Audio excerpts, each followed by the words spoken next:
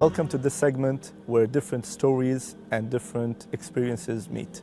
Alhamdulillah, today we are with two wonderful guests, mashallah, Sister Fatima and Brother Iskandar. Welcome to the show. Thank you. Alhamdulillah. Thank you. And as always, we start with the just a brief introduction from our guest. So, Sister Fatima, if you can please tell us about yourself. I'd be more than happy to. My birth name is Joanne Meeks, and I chose the name Fatima when I became Muslim because I was working in a masjid in Miami, and every time my name would come up on, they would say, couldn't you find a librarian or someone to work in the mosque that is Muslim? So the Imam asked me, do you mind just changing your first name? So my Saudi girlfriend, she said, I can't remember Joanne, I'm going to call you Fatima.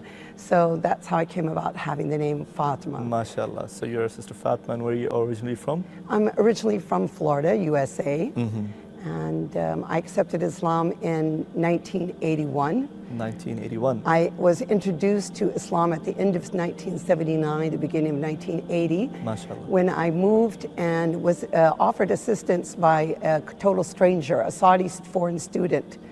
And he was my neighbor, and he saw me moving in the rain by myself, and he right away offered help and introduced me to his group of friends that came over to study from the States. This was my first experience with Muslims at all. We will come to that, inshallah ta'ala, and we will shift to Brother Iskandar. Yes. Now, also a little bit about yourself, your background, where you're working, where you're from. Okay. My name is Iskandar Tan. I was born in Malaysia, and my grandfather from my mother's side came from China. And my father came from China also. So I'm first and second generation Malaysian born. So ethnically, I'm Chinese. I'm not Malay. My family are Christians. They're still Christian. Okay. And I accepted Islam in 1983. It was Ramadan, right in the middle of Ramadan. Cannot remember the exact date. And where I learned about Islam actually is from the church, where I studied comparative religion. I studied many comparative religion courses, offered by the church for the purpose of making dawah, the Christian dawah, right? And so I learned about Hinduism, Buddhism, and other major religion, mashallah. And then so the last, we will get into these, mashallah, interesting, parts. Very interesting. For now, recently, what's your profession now? What you're doing, mashallah? Actually, I retired from the Zaid House of Islamic Culture in UAE. I was there for 14 years, and I arrived in Kuwait just in August last year. MashaAllah. And a friend introduced me to the Tawasul Kuwait, which is the Kuwaiti Society for Cultural Dialogue, popularly known as the Thai Center. Yes. And also the Aware Center, which is a sister organization. I'm assisting them in the projects. Inshallah, it'll be interesting. Sure, we will year. Also focus on that, what exactly you're doing, mashallah. Yes.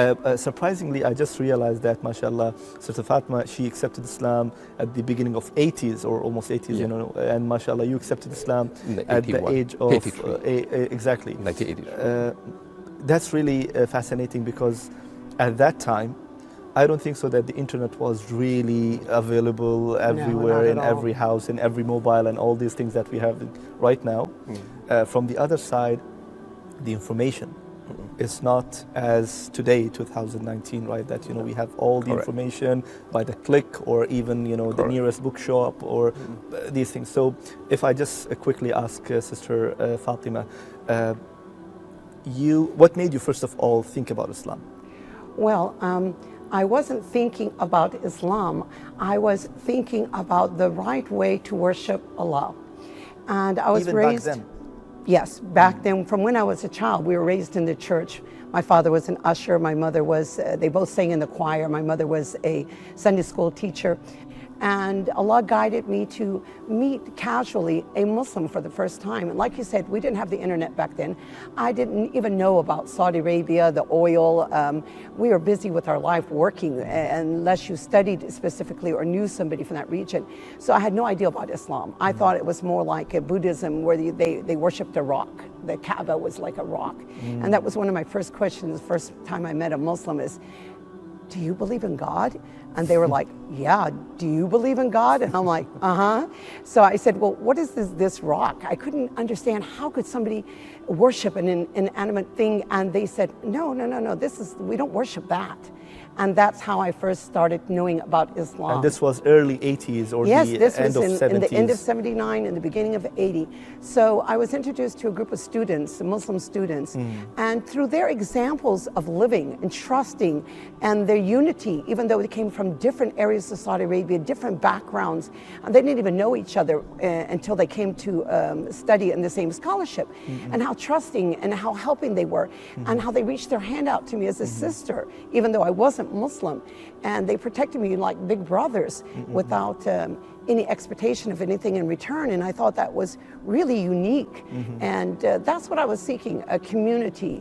And what united them was their faith, Islam. MashaAllah. And so I began asking questions. They guided me up to a brother, one of the students who was well versed in Islam, and through their examples of their living and their life.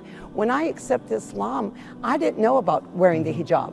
Okay. I didn't know about fasting and prayers. Obviously, it's a beginning idea. process. So I think, of course, you will not know all these things at once. But I so felt Islam. Yeah, I alhamdulillah. felt Islam. There was a gut wonderful feeling, and I knew that this was the religion that I had been looking for. Alhamdulillah. And I also had this gut feeling that at any moment I could die, and I haven't accepted what I had been looking for, and God had guided me. We will continue, mashallah, this interesting story. But similarly now, again, we came to know that at the end of 70s, mashallah, sister, she started reasoning. And this is, I think, a message for me and you and all of the viewers, that reasoning is the key, because again, without thinking, without reasoning, you will never reach to the point. But now you are with the originally background, Chinese background. Right. I believe born in Malaysia. Born in Malaysia. And then how you really found Islam, what was the triggering point? We used to go to church from a very young age. My grandfather was a convert to Christianity back in the late 40s after the Second World War. And so we grew up in church environment, and we had pastors sometimes coming to the house and give to teach us more about Christianity. So from a young age, we were used to the religion, but the question here, all right, is always how to reconcile the Trinity. I think my wife has the same experience. Okay. And that sowed the seed of, the wanting to know the truth, okay? And I remember during my, when I was growing up,